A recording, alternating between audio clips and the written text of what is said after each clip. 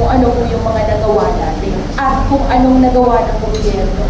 So mula po nung dumating po yung mga repatriates natin mula Palestine, linawin ko po sa inyo na ang mga asawa po nito at mga anak nito ay Pilipino.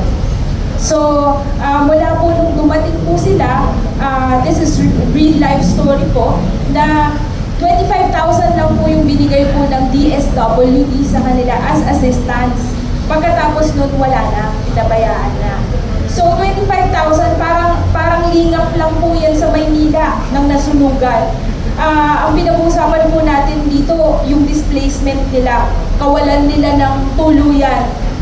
In fact, tama po yung sinabi ni Engineer Nasif na patuloy pong umaalalay ang mga NGOs. NGOs po para sa kanila.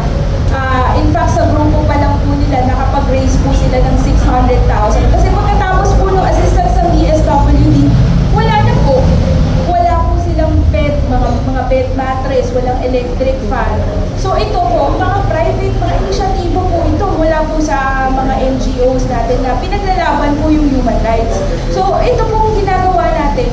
Pananawagan na rin po ito sa ating national government na bigyan naman po ng mekanismo kung paano po sila totoong maakap. Hindi po ba? Yung involvement po ng ano natin, ng DSW, yung interagency involvement natin para masolusyonan po ito. Kasi sabi nga po niya, even the ambassador of Palestine went to yung mga Muslim representatives natin sa Congress to that point. Kasi wala po silang makuhang suporta.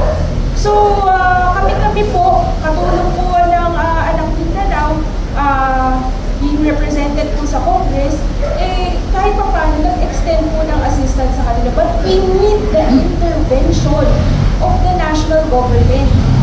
Ngayon yung susugan ko rin po na ginagawa po natin ito na spark na po sa ICJ. Ini-spark na po nila. Alam naman po natin na hindi po sila yung enforcement. Ito po ay pagpo-pressure din po, pati po yung ginagawa nating inusan, pag-pressure po sa UN Security Council na mag-enforce po sila ng mga ng mekanismo na hindi po napagkundina dito po sa ano, and to put pressure po sa US, sa suporte ng US at sa ginagawa po ng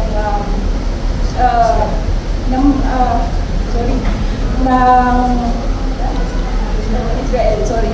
So yung paggawa ng Israel, this is to pressure, ulitin ko po, to pressure po Israel and the US na managot po sa ginagawa po nila.